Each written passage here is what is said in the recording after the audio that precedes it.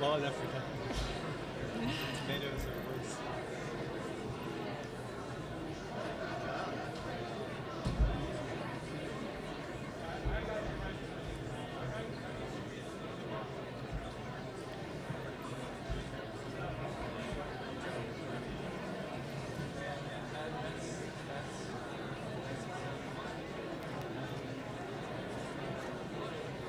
Okay, folks, we need chairs and presenters. We're going to get started. And everybody to their seats. Okay, Kate. Start naming names. Felicia. Jose.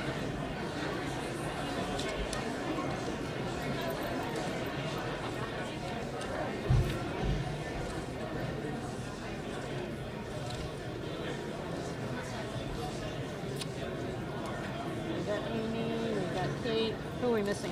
We need Jose.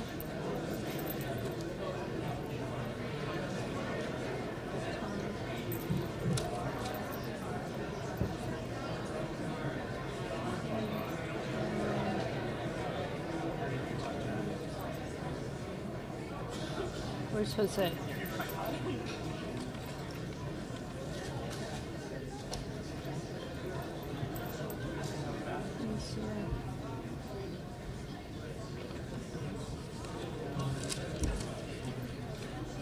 I think we're just missing Jose.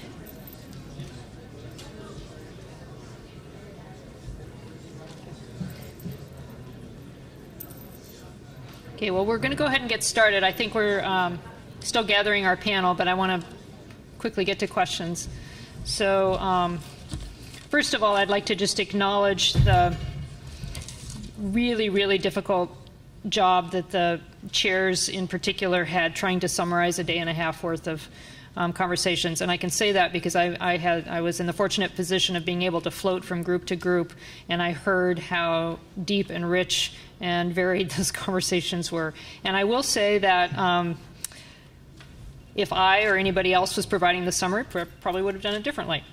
In every case, I heard things that perhaps struck me as important that didn't come out. So, that is a way of saying that there was an awful lot covered in a very short amount of time. And through your questions, I hope we can bring some more of the depth and richness of the discussions forward. I also want to say that I heard the C word right at the beginning, the consensus word. And what any one of us might have heard as, seems like a lot of people in the room are resonating with something, may not have actually represented a consensus. There certainly was a consensus on some big picture things like, this is a terribly important issue. Science is incredibly important.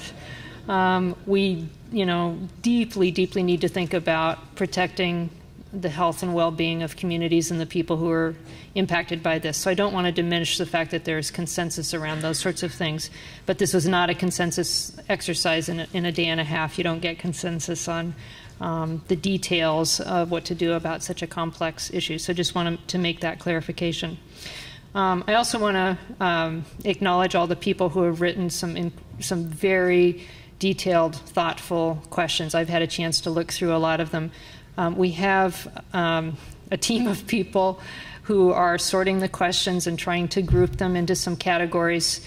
Obviously, we can't get to every single question, but we're going to try to look at sets of questions, and where there's similar sorts of ones, put them into a single question that we would pose to the panelists. And I can safely say that a very large percentage of the questions that have come in are relative to the first presentation we heard on the science piece. And we have a framing of what that, a summary of all of those questions, which may not capture, certainly isn't going to capture all of the nuance, but it's the question trying to capture that, you know, the large number of people who were curious and concerned about how that summary came off, said, in essence, please be clear about the science and data related to water, air pollution, and climate, and public health risks of fracking and oil and gas development. So I'm going to start with Kevin, who was the presenter of the question, and then also we're going to draw in some of the other working group members who were in that group, who are going to add some additional perspective on what was discussed in that group. So we have somebody teed up to talk about water, somebody talking about more of the climate risks, and somebody talking more about the public health risks. So Kevin, and I'm going to keep pushing people along to be as succinct as possible, because I do want to try to get to lots and lots of questions if possible. So. Okay. Thanks, Connie. It's come to my attention that some of my statements perhaps could use some clarification, including comments from my own team members that is not properly representing their views. So I take full responsibility for that. We're under a pretty compressed schedule, and this is such a complex topic that it really merits a more in-depth discussion. And I think UCS is teeing up some follow-on activities so that we can really have the kind of in-depth engagement on the science that is needed and really is frankly lacking. And I appreciate the feedback from all of you that you care enough to question, hey, you know, this doesn't sound right. So thanks for that. Let me try to add a little bit of context to whatever it was I said, because frankly I don't remember exactly what it was. So let me talk about the water first, and then I'm going to call on one of my team members to talk more about the water. There are significant concerns about the toxicity of hydrofracking fluid, about the possibility of groundwater contamination. If those fluids and flowback waters get into an aquifer, there could be serious contamination and health risks as a result of that. I mean, that absolutely needs to be understood. I mean, there are organic compounds in the hydraulic fluid, a long list. They could be toxic, many of them. And some of them we don't know what they are. There are the possibility of heavy metals, radioactive materials that are in the formation that could come up. They're naturally occurring. They could come up with the flowback water. And there is a lot of brine that comes up as well, and which is actually pretty common in Pennsylvania, some of the other formations. You don't want that in the aquifer. And there are cases where Pavilion, Wyoming, there are indications that that's what happened.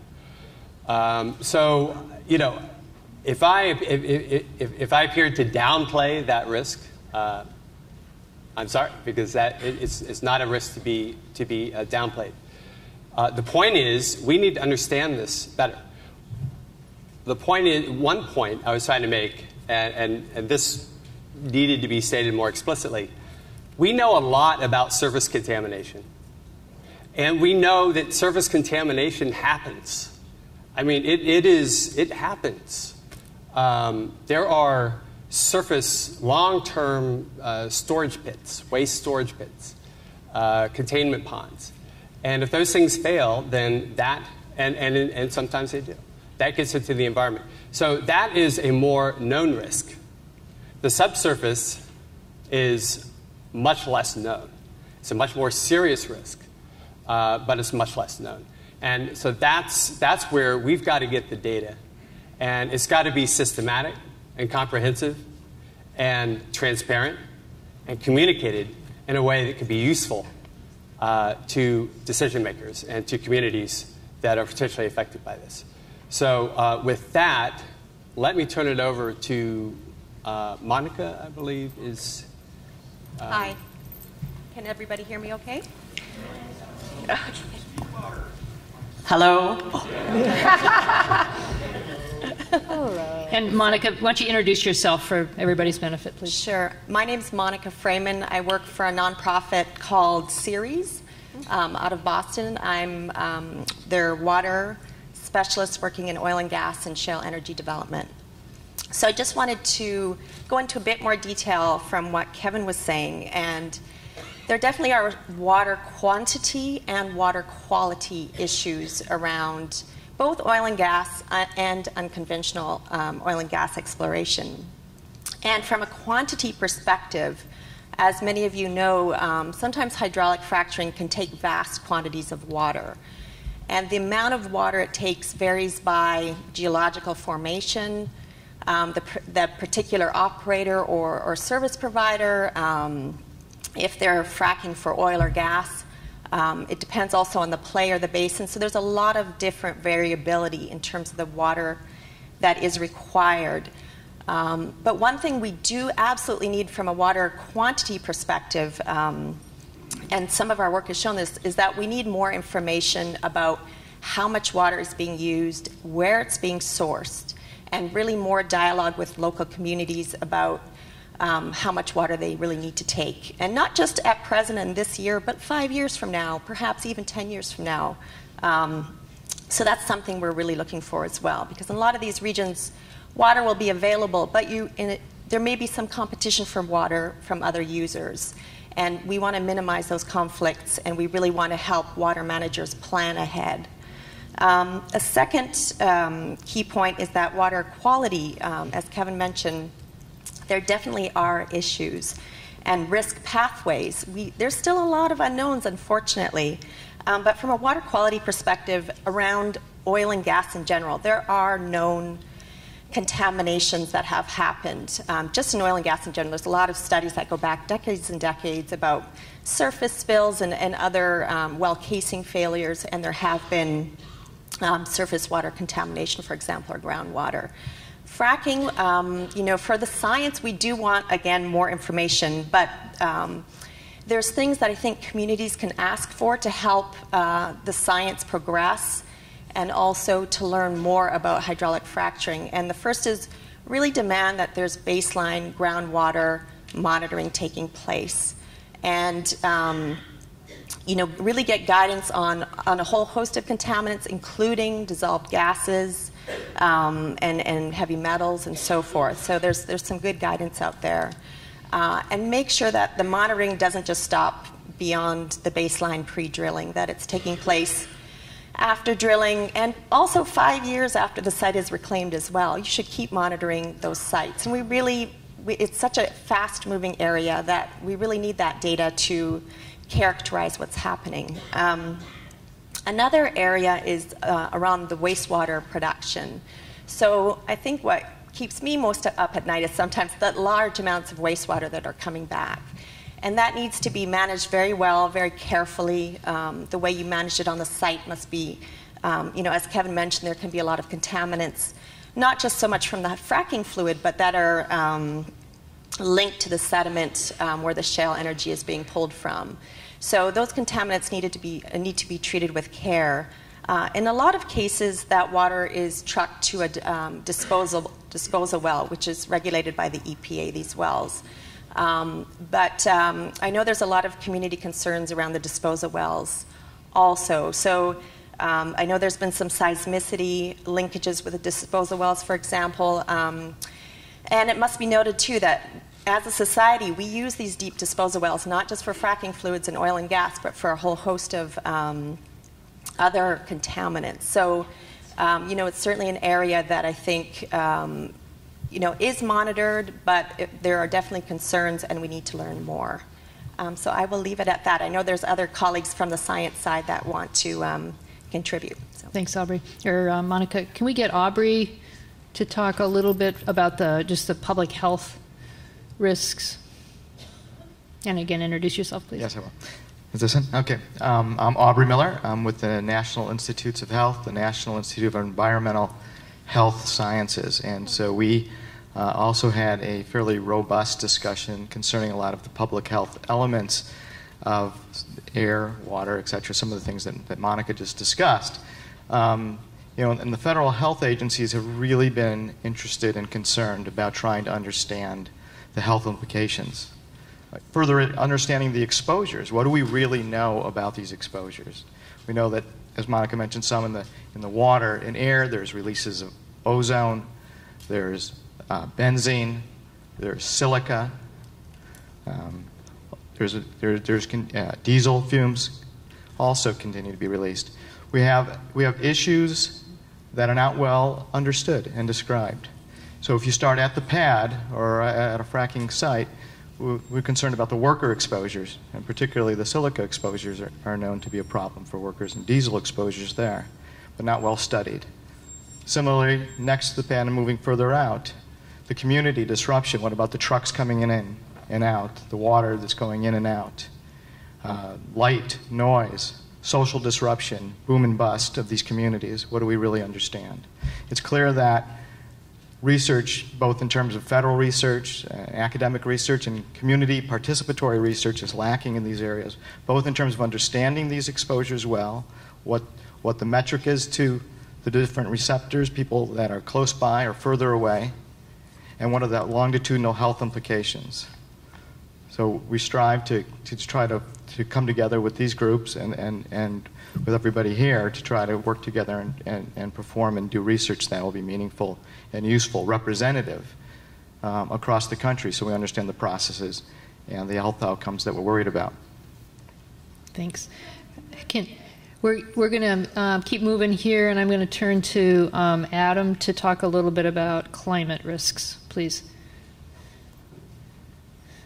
And this is another participant in the working group.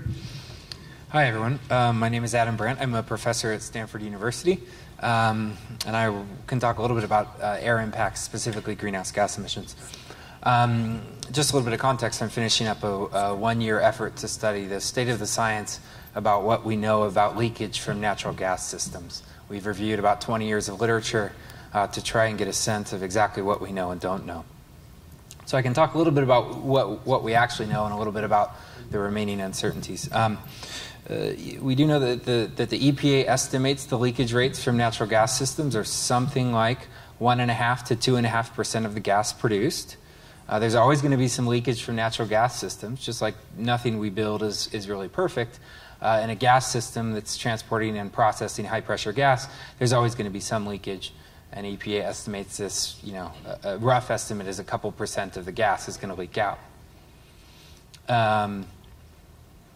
There's always going to be, like I said, some leakage from the gas system, and this leakage ends up being highly variable. We've looked at a number of studies over the years, and it appears every time people sample that a relatively small number of sources, that is a relatively small number of wells or compressors, end up contributing quite a large fraction of the emissions. That is, most sources will have small emissions, and a small number of sources, something will be broken, a seal will be broken, something's gone wrong, something was unscrewed and not tightened back up, these sorts of things, right? That can cause relatively high emissions from a small number of sources. In some ways this is good, because if we can use and develop technologies to go out and find these high emitters, then it may be a relatively more straightforward problem to solve, because we can go out and basically sniff out these leaks and fix them. This is not all the emissions. There's lots of small sources, but this is a good fraction of them. I also want to say that one of the results of our study is that there's pretty significant uncertainty with respect to the emissions rates in general. I talked about the range earlier of the EPA inventory values. There's a fair bit of uncertainty in addition to that. This is an area of ongoing work. There's a lot of science going on, both on the ground studies. People are out there measuring leakage rates. There's also a lot of air based studies with airplanes and towers. These are largely funded by government and foundations, so the National Oceanic and Atmospheric Administration is very actively in multiple basins around the country measuring these things. But there is, and any scientist will admit, there's quite a bit of uncertainty here about exactly what's going on. And so people are actively working on that, and we're all working on figuring out where this is happening. And one last thing, the evidence does suggest that shale gas production processes, and this was one of the questions from the audience, is where does this leakage occur? Shale gas production processes are by and large very similar to another natural gas process. The production process is different, the drilling process is different, but everything downstream of that, all the pipes and compressors and processing equipment, is relatively similar. And so there's a variety of pieces of evidence in the literature that suggests that as things go forward and regulations are implemented by the EPA, there's not going to be significant difference between a shale gas well and a conventional gas well. That doesn't mean that there aren't emissions, but that means that we can get the issues associated with fracking in particular likely worked out, is the hope. But like we said, people are working on these things to understand these things. Lots of science on the ground. It's an active research topic. Yeah, so it's sort of just the general summary. Okay. I just got a note that we're unfortunately going to lose Amy here fairly shortly because of a flight. So, Amy, I'm going to put you on the spot. And one of the questions that's come in relative to the science topic, and it comes from our UC Davis simulcast participant, is do you have recommendations or tools for differentiating legitimate science from misinformation? And I know you may not be the only one or the best one to respond to that, but I want to give you the first chance at that one. So that is a really excellent question, so I'm glad it came from my alma mater. Right. It's an excellent question. And I guess my best way to answer that is to tell the audience that before I was an academic, I was actually a journalist. And as a journalist, that's posed a particular challenge.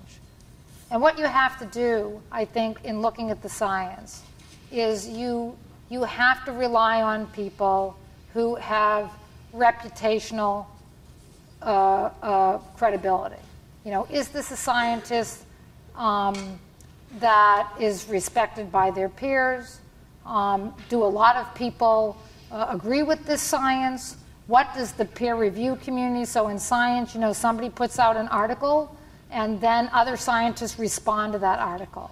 So if you're a lay person reading the newspaper and you see that somebody has written an article about a particular scientific study and there are 4 other scientists quoted as saying they think there might have been a problem with the methodology of that study or something like that, even though we as lay people might not understand the debate about the methodology or the debate about the findings, we can come away from that, meaning that maybe this is not what I call settled science. In other words, we're still learning what the findings would be. When you can start, I think, having a lot of confidence is if you see that there are people that seem to be respected in a particular field. Say in the field of methane studies, there's a team of scientists that are working with the Environmental Defense Fund. And those people are on the UN IPCC committee, and they have international prizes as scientists.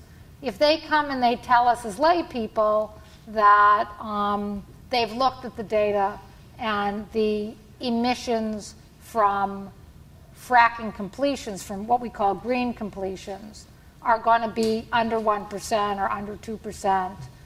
But then we see that one scientist in a particular state, in a particular location, says that at one location in the country it was 11%. We have to weigh the credibility of those 2 different sources.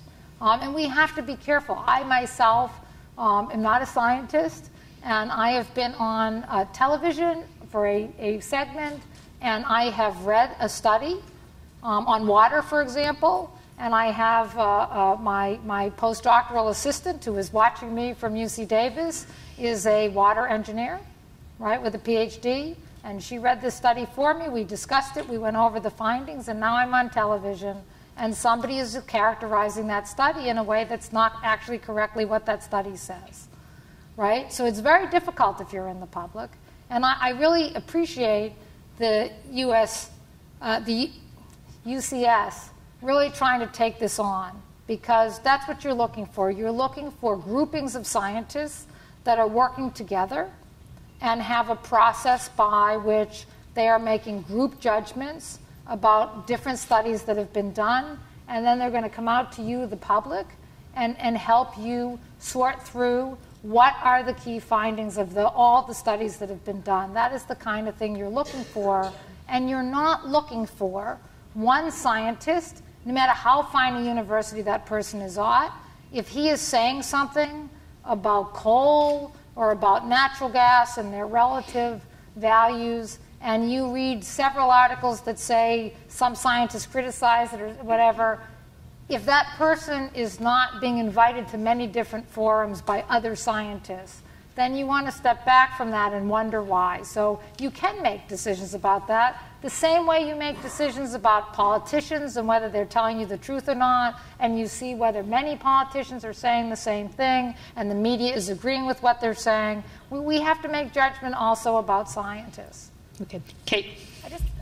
That was really helpful. I just wanted to chime in with one proposal that the Policy and Regulatory Group had, because there are actually non-regulatory policy responses to this question as well. And the one we discussed was the need for universities to craft with stakeholders, with the community, with industry as a major funder, frankly, of a lot of research that goes on in the absence of a lot of federal research dollars being available. But having these stakeholders craft ethics of research and having standards that people need to meet and agree to before they proceed with particular research. And there are ways systemically that you can make sure that scientists are not biased by the funding that they're receiving. UC Santa Barbara, for instance, has a program where they take funding from diverse sources, pool it, and give it to researchers, and the researchers have no idea where the funding came from. So there are models that you can find out there, and then maybe working with universities to craft standards so that they have to follow those models so that you can trust the findings. Okay. And there's a ton more questions on the science stuff, but in the interest of trying to at least touch all of the other issues, I'm going to ask a question that's relative to the public information piece. So, perhaps Jose and Tom would be the initial respondents to this. And the way the question was framed, and this captures points that a lot of people raised. We want to know what is happening. We want to participate in data collection and have our concerns heard. What do we do? How do we do this? I would just suggest from my experience, a great starting place is the local town board. With my experience back in New York State, where after 5 years of sitting over a resource play, there's still no hydraulic fracturing because they're still trying to work on the policy to do it safely, or perhaps if they do it at all. It all started on the town board level. And there was a lot of information voids, people asking the very types of questions you're asking here, and not necessarily being able to find appropriate or satisfying answers. So it started really on the town board, and it wasn't necessarily the activists in the anti-fracking movement. It was just concerned citizens, all with various stakes. And they educated themselves and put the questions to the town board, put the questions to their state legislators, and just got politically involved and ended up, long story short, there's the DEC, that's the regulatory state body in New York State, Department of Environmental Conservation, through the governor's order, is not permitting high-volume hydraulic fracturing in New York State until they can get the policy in place to understand whether and how to go forward with it in a satisfactory way. So that all started at the town board. So I would suggest start there, start with the community action type of plan. Jose? I think what's important also is, and what's been said in this conference a lot, is build trust. I think that the fact that industries, the industries that are primarily involved with fracking, pushing for a gag rule on health practitioners does not help build trust. So ultimately, I think that being forthcoming with the information and not putting forward stoppages of information or maintaining information for the sole impetus of making money, because a lot of times we hear, oh, these will add jobs, these will add economy, but at the same time what we also see is that states give subsidies to big industries to do these things, and when they talk subsidies, that means our money, and at the same time we haven't really looked at a model that calculates the true cost of production. The true cost of production that includes our health, our environment, and even the access to health by those communities that are being impacted already by fracking. Okay, my stack of questions is out of proportion to the time we have, but let's keep moving here. I'd like to pull in a little bit of the policy and regulations piece, and a question that subsumes a lot of points again that were raised. And this, I'm going to be looking to Felicia and Kate particularly. We rely on the state on issues from water to earthquakes, economic impacts, air and water quality. How do state and local government propose to address these issues? Well, that's for federal government too, but I think I talked a little bit about how the regs that have been in place for a long time are being significantly updated right now to deal with concerns that have been raised, especially in light of the potential vast expansion of effort into new areas and with new types of technologies. So right now, both at the legislature, as Adrian said, there were 11 bills. One is still standing. Some of the things from those other bills are still in there that require third-party independent study, a lot more transparency of data, more engagement of the regional and state water board in the efforts to date, a variety of other things. So that's going through the process. So we will have, at least in California, we will have new draft regs coming out in the next few months, and then a very public process before those would come to final. The local government issue is an important one as well, because local governments actually do have a lot of power, not just to raise the issues, and I agree, having come out of local activism and local government, but they have very important land use decisions, which are also a part of all of this, that can deal with the multiplicity of impacts, many of which Jose talked about so eloquently. So it really takes all of us trying to step up and do our job, and I really liked the suggestions that we figure out how not to just duplicate each other, but how to complement each other. And I think the demand from the public and from communities to be engaged and to focus on this issue right now is incredibly helpful in an arena where both at the legislature and regulatory bodies and local councils, they have a host of issues in front of them that run the gamut. And so when the public shows up, I think government can follow sometimes, and sometimes it can lead, but it usually follows the public. And so public engagement has always been critical to both setting good policy, but also to getting resources to where it is. Because as the public continues to show up in legislatures, not only will you get better laws and better regulations, because they demand their regulators to have better regulations, but you'll end up getting the dollars you need to get enforcement cops on the beat and all those other things, the research, et cetera. So public engagement spotlight is essential, and at least in California right now it's happening, which is fabulous. Kate, anything you would add? Sure. Felicia covered a lot of it. The last piece talking about boots on the ground, who do we have to inspect to make sure that the rules are being implemented and followed as envisioned by those who write the rules. That is a critical point, and we talked a lot about capacity in our group.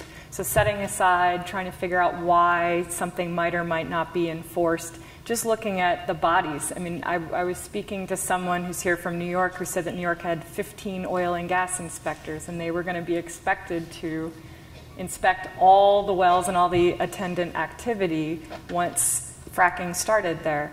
So, you know, one of the things we talked about was raising fees and making sure we've got enough people, but we will never have, particularly in this day and age of small state and local budgets, you will never have enough people on the ground to monitor all the time. So we talked a lot about, in our group, of thinking about technology as a force multiplier. So things like remote sensors on wells. Could you in real time constantly be determining what the pressure is in that well? Because if pressure drops, you know there's a leak. If you had that on a website, everyone would know the second that something went wrong in a well, and there would have to be a response. You wouldn't need an inspector to accidentally go out there when that happened. You would just know in real time. Another thing we talked about was tracers. This is a fairly new area, but people have started looking into putting tracers in fracking fluid so that you know where it goes. And if you find contamination in a water body and it has those tracers, that would be the end of the question of, did this come from a well or from an impoundment pond or a spill? There's even been talk of, you know, someday you could have unique tracers for each company, so you would know exactly where the fluid came from. But that's another sort of interesting approach. One other thing that Felicia said that I just wanted to piggyback on was the land use planning and how important that is, and how the local governments really are at the front line there. We also talked, though, and this goes to that complementary role thing, that it may make sense at the state level to have conversations about, you know, are there places that should just be off limits, that you just don't drill there because it's sensitive ecosystems, it's culturally important areas, it's too close to urban areas, and you could have that sort of broad landscape planning. Maryland is actually right now considering doing that. They'd be the first state in the country to do that, but that is a possibility, and then that's the backstop, and then each local community can make their land use planning decisions against that backdrop. Okay. Okay. I'd like to, I know we're moving, but add one thing because the panels do overlap. The other issue is, again, you never, even if you get barely enough, you get more cops on the beat, you never get enough, and you don't want an army of eco-cops everywhere, maybe. But yeah, I don't think so. I think the real powerful thing is the information and transparency, because then the public has, I mean, that's where the toxics release inventory, when you make people put the issues or the information out in public, and we put ours up on the website, that has an incredible incentive on people behaving because they don't want to be on the bad list. And then the whole public can see where the bad actors are, where the problem is. So the transparency issues are definitely good government issues. Okay. And I hope nobody shoots me, but I'm going to say this is going to be our last question so we can get to our keynote and closing remarks. And this one, again, I hope captures a concern that's on a lot of people's minds. Why not require full disclosure of fracking chemicals before allowing fracking to happen? Isn't this a reasonable common sense trade-off? And I think this could go to almost anybody. It hits, you know, regulations, science, public information. So invite anybody to respond. Tom? I'll look at this from two perspectives. From the industry perspective,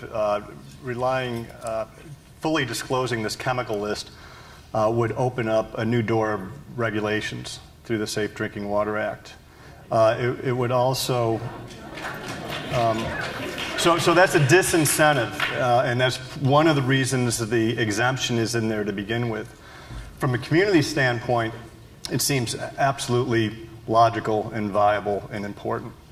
So those are just two conflicting perspectives, I think.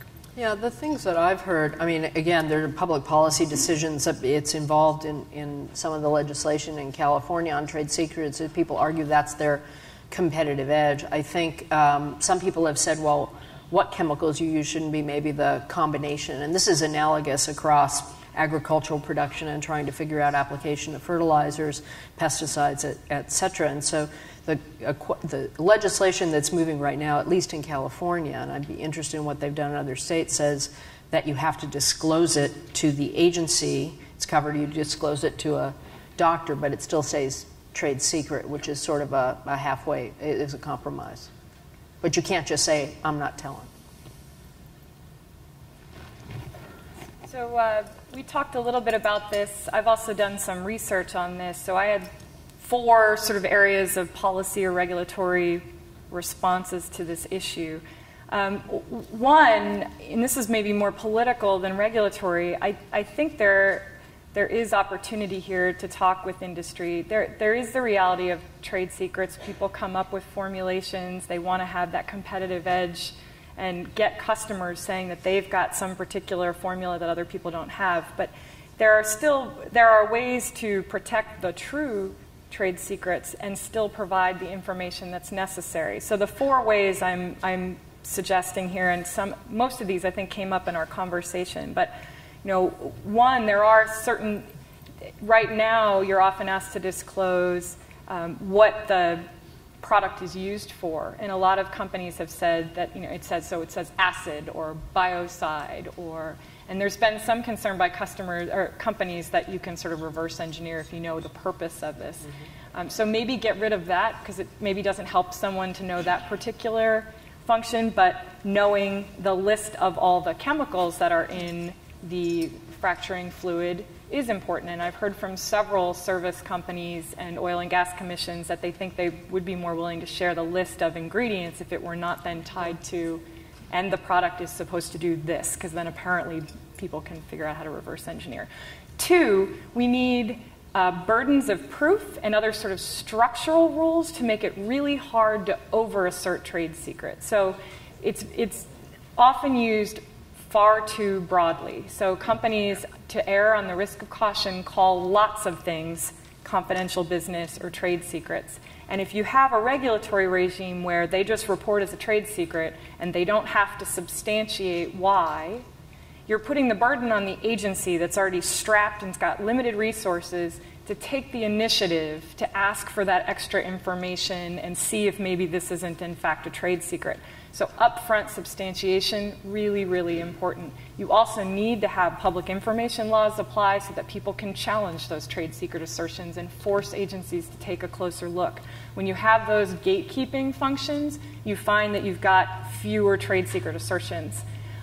Another example I've found on FracFocus, which is the industry website used for disclosure of chemicals, and a lot of states use it as well for their regulatory compliance. California is considering doing that.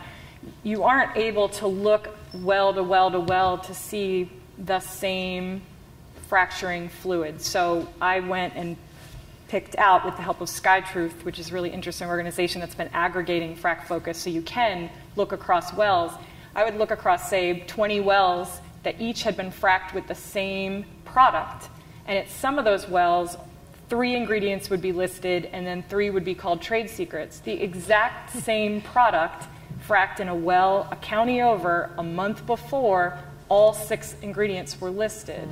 It's no longer a trade secret. They've published it on a website available to their competitors and everyone else. So we're just allowing a lot of this to slip through the cracks. So we're having over-assertion of trade secrets. The third is there has to be exceptions for medical emergencies, for public health research, regardless of whether there's a trade secret. And then 4th, if there really truly is a trade secret, there has to be time limits on it. The whole purpose is that we're constantly innovating, constantly changing, and after time, something is no longer new. Okay, great, thanks. So I wish we could get to my large stack of additional questions. Remember that there will be a reception following that you'll hear about, and these folks, other panelists or other participants from the working groups will be there, so take advantage of that time to explore with them what the questions that we weren't able to get to. At this point, we'll excuse the panelists. Thank you all so much. And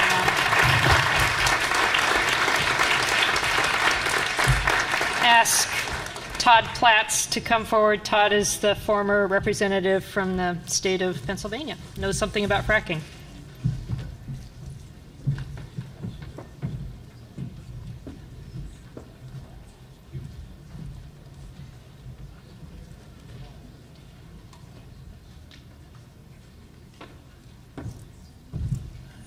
Thank you, Connie, and good afternoon. It's a great pleasure to be here with you and to have the chance to share a few thoughts about the importance of open government, transparency on all issues, and especially on important environmental, health, energy, policy issues such as we're discussing here today. I had the privilege of representing the 19th District of Pennsylvania for the past 12 years. Left office in January. I've always been a 12-year term limit guy and had to live what I preach.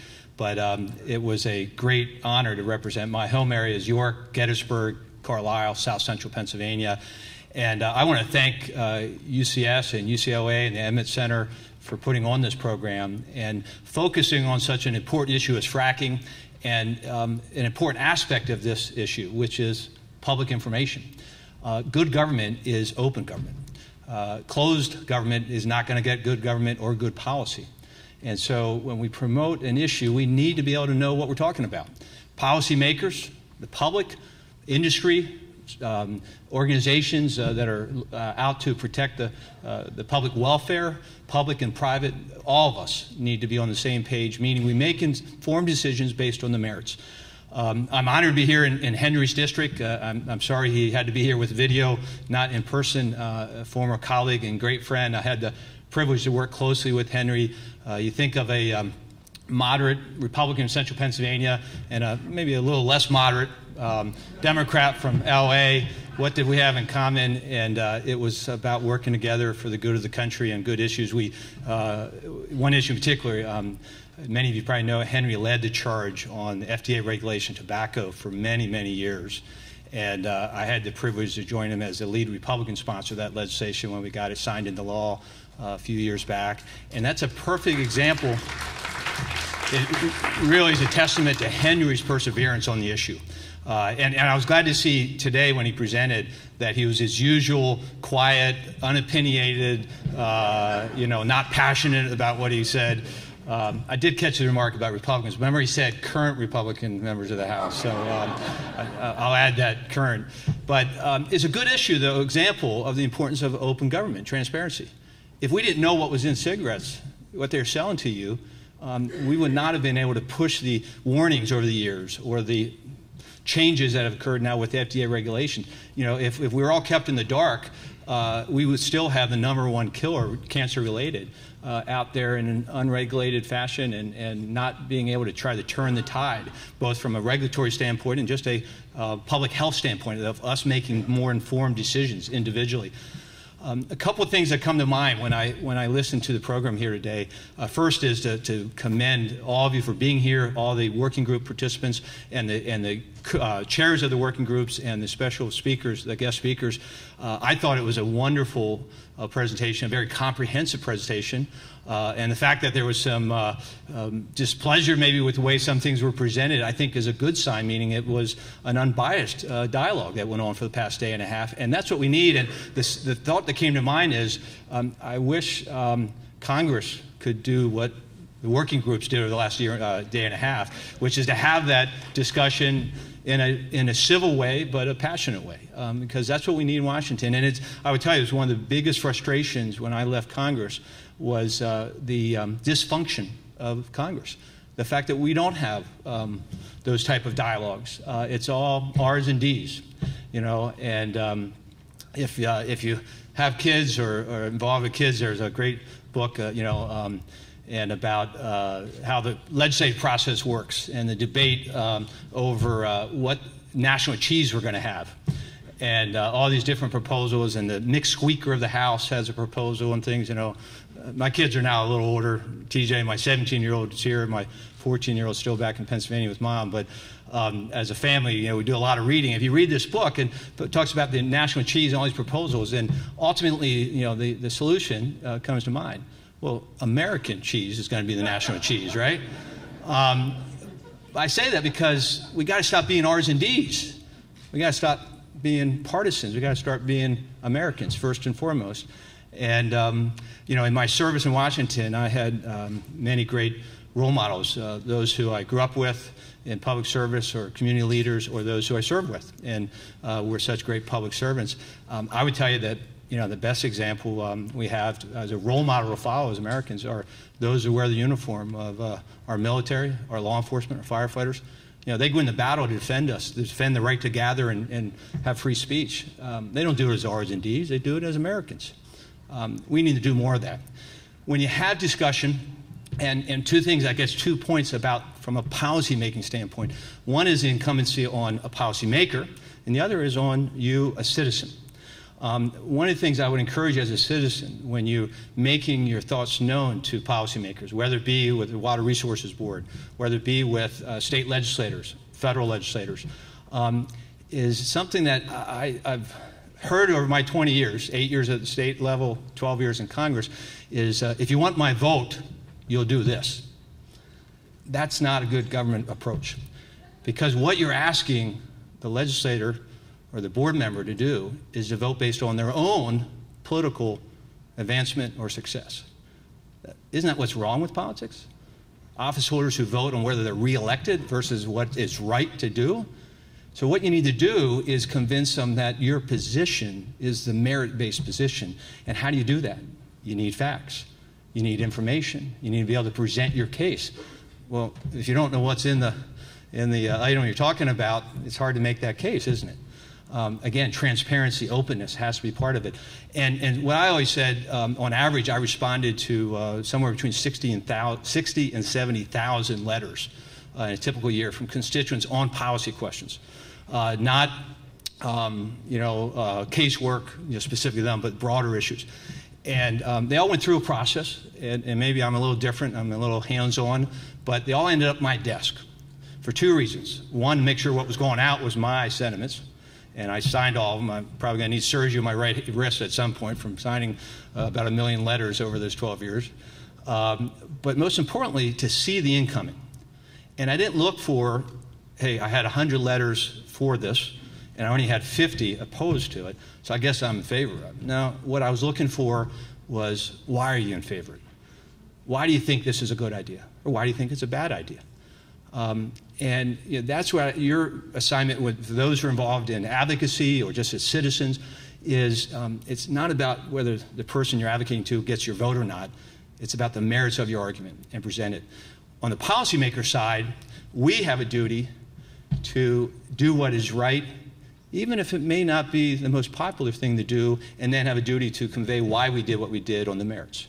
And what I mean by that is, for 12 years, I was paid a full-time salary, benefits, to do my homework on every issue I was going to vote on.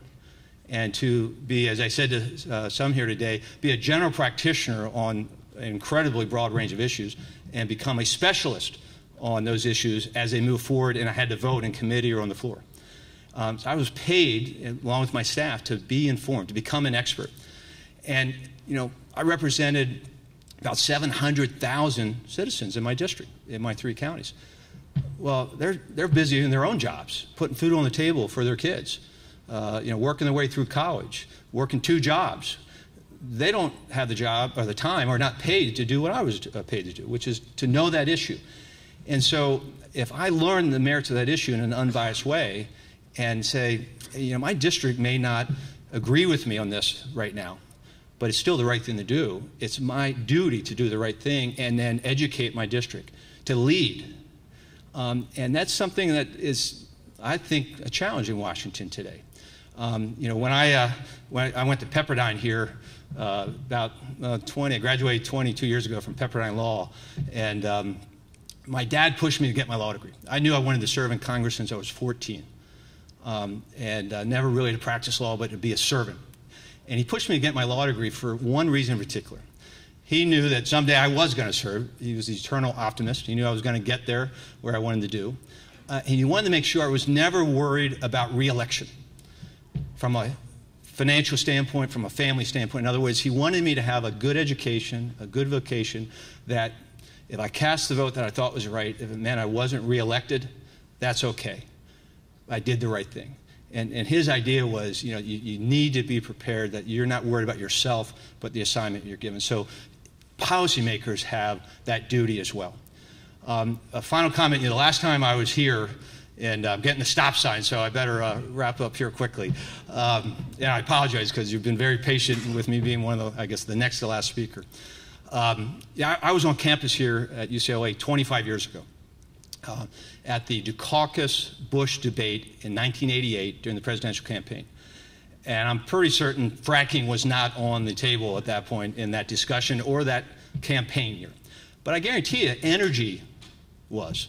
And how energy needs of our nation related to the environment, to the economy, to health. And 25 years from now, when my son TJ hopefully is a leader for our nation in some fashion, whatever he chooses, I guarantee you, energy is going to still be on the table for discussion, and how it relates to health, how it relates to the environment, how it relates to our economy. Whether it was 25 years ago, today, or 25 years from now. We need to have open, transparent government. If we're going to have good government, it's got to be open. So thanks for being here. Thanks for allowing me the privilege, especially as a former member, to share a few thoughts. And it's an honor. My thanks to the sponsors again for a great program. Thank you.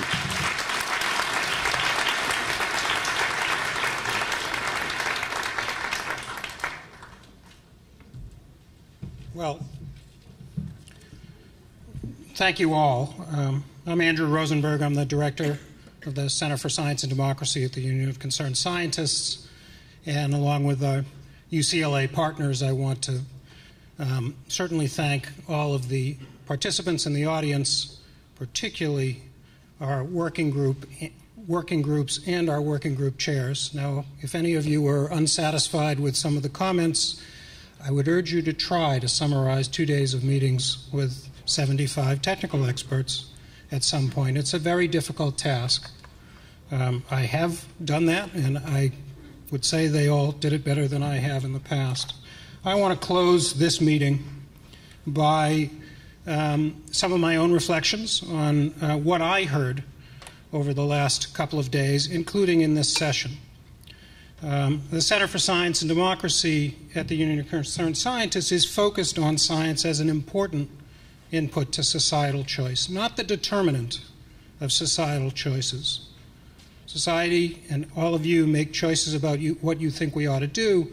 We believe that you should have scientific evidence in front of you, available to you, understandable, in an understandable form, but we realize that there's many other considerations that come into those choices. And it's important to recognize that, because science is not prescriptive about exactly what you should do in a particular circumstance. However, as I think Congressman Platts just said, if you don't have the evidence in front of you, it's pretty hard to imagine you're going to make a good decision. But lack of evidence doesn't mean something is safe. If you don't know, that doesn't mean that it's safe. If the information is unavailable for whatever reason, that doesn't necessarily mean that you can conclude that it's safe. And when I listened to the science working group, as I spent some time there and talked to my colleagues and all of the science colleagues, and in the regulatory group and in the community engagement group, there are a lot of questions that people have, and they're reflecting what they're hearing from their communities, not only the science community, local communities, and so on. There are a lot of unanswered questions that people have. And we can't imagine that decision-making is only going to occur after every question is answered. We always will be in a situation of trying to decide how much risk does a particular activity come along, how much risk accompanies a particular activity. How do we ensure that those risks don't come to fruition to the best we can? And how do we make sure that we adjust as we get better information? And all of that pertains to who gets the information, how do you trust it, and so on. So all of this discussion is about managing risk, all the way from don't do it, because that's the only way you can manage high risk at this point, to do it with these kinds of provisions. And that's the struggle of the societal choices around issues like fracking. Now, why would the Center for Science and Democracy at Union of Concerned Scientists take on such an issue?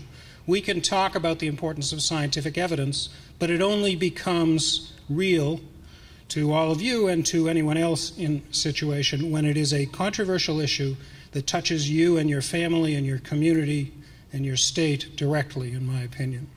As opposed to the process issues, we do work on many process issues, but this is an issue that affects people directly. Maybe it affects their business, maybe it affects their community, maybe it affects their children, maybe all of those things. And that's where it becomes most important that people say, but I want to know more. I need more evidence, and that's why this is an issue of science in democracy. We should be clear, and I was heard very clearly in all of the working groups, that no one pretends to have all of the information. But people look to government, and they look to community organizations, and they look to science organizations to help them understand what's going on around them. And I believe that UCS, Union of Concerned Scientists, and UCLA, the Emmett Center, as well as the law school, is committed to that idea of helping people work through a set of issues, help bring people together of different perspectives to understand the issues that are in front of them. Oil and gas development is proceeding incredibly rapidly and in fact is changing quite rapidly and has lots of dramatic impacts, as Amy Myers-Jaffe noted to us, but it is not totally separate and apart from all the other kinds of activities, industrial activities, that we encounter and are required to manage in this country. And we need to use the tools that we have available to minimize those risks, not assume that we have to only devise new tools that are specific to oil and gas but don't relate to anything else. Water quality concerns, water consumption concerns, air pollution concerns, community impacts, traffic, social concerns, all of those things arise in other fields. Why don't we use the tools that we have available for other kinds of activities when we know that they work, as opposed to putting up barriers like exemptions from specific sets of environmental laws, imagining that we will develop all new means of engagement.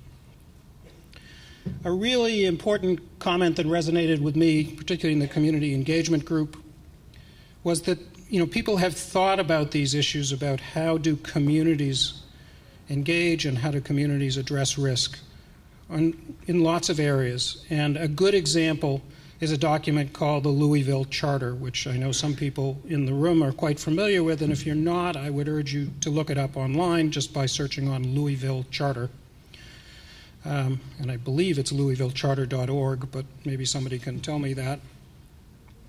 And it was really around safer chemicals, but many of the elements of that charter resounded with me on this issue of fracking and unconventional oil and gas development. For example, its points were require safer substitutes and solutions, at least the exploration of those safer substitutes and solutions. Phase out toxics, act on early warnings, give public and workers the right to know and participate in the process, allow access to comprehensive safety data, and protect communities and workers. And as I read those principles, they resound with many of the issues that are confronting communities where this industrialization with oil and gas development is happening. So I would urge you to consider that we have statements of principles like the Louisville Charter. People may disagree with the specific elements, but it's at least worth considering how they pertain in this particular setting. So what is the Union of Concerned Scientists going to do? Congressman Platts, we're not actually going to step in and take over Congress. I think you suggested that in your remarks. I don't think we'll be going that way. However, we are committed to this kind of a discussion and dialogue amongst divergent opinions, and people, we understand, hold their opinions, and of course, for good reason, they hold those opinions dear. We want to provide a summary of the workshop and of this session, and I would say, while we're not going to include in that every single question, but there's a lot of good information actually in the questions themselves, and we'll try to capture some of that. We will complete a research report that we have begun and will complete quite soon on science, democracy, and community right to know for oil and gas, unconventional oil and gas development. We are developing, based on the discussion from this forum, our research report, and discussion with experts, and a community information toolkit. Where do you go for certain kinds of information? What are the questions that you might want to ask pertaining to the oil and gas development near or in your community? And we hope that the results of this forum, as well as our research report and our community toolkit, are also used and are available. They certainly will be available, and they are used by other organizations because, of course, UCS, we believe, has an important role to play in connecting scientists to public policy issues, as Kathy Rest stated at the beginning of the forum, but there's lots of other groups involved, from community to national level and even international. So there will be direct products from this forum that I hope bring together as best we can a lot of the information, issues, questions that have come up during the sessions and in the working groups. We would appreciate your evaluation. Forms either dropped off with us or sent in to us afterwards. That includes the people who are participating online. The webcast will be available online, as well as the products that I mentioned. We would invite you all to a reception at the UCLA Law School in the courtyard. There will be shuttle buses that will take you over there, and there will be UCS, Union of Concerned Scientists staff that will point you in the direction of the shuttle buses. The shuttle buses will bring you back here later, and they'll run continuously. So if you left a car here, or if you take transportation from here in whatever form, then you'll be able to get back, not just get to the law school. And so you'll be able to come back here after that reception. I'm not entirely sure you can get back in this building, so don't leave anything in the room. Finally, I have thanked all of you, and I really do mean that, but I need to thank both the Union of Concerned Scientists staff as well as the UCLA faculty and staff for putting together this forum. It may look easy. It only looks easy because they did an enormous amount of work. Getting all of these arrangements to run with flawlessly, getting the technical experts in the room is really an extraordinarily difficult task. I'm not going to go through a long list of people to thank, but anybody who's been walking around saying, let me help you, or directing you to the transport, are either from UCLA or from UCS, and please thank them for their very hard work now and after the forum. And in particular, although she's probably disappeared again, I think, and over the last couple of months there's been a blur in my vision, and it usually was my program manager, Dr. Pallavi Fartial, going by to do yet another task to make this forum happen, and she really led the entire effort to organize, bring together both the workshop and the forum, and I would like to thank Pallavi, who again has left the room, for that effort. With that, I'll close the session. There are still some water and soft drinks outside. Please take some with you if you want. There will obviously be refreshments over at the reception, and I hope you can join us, and I thank you all very much.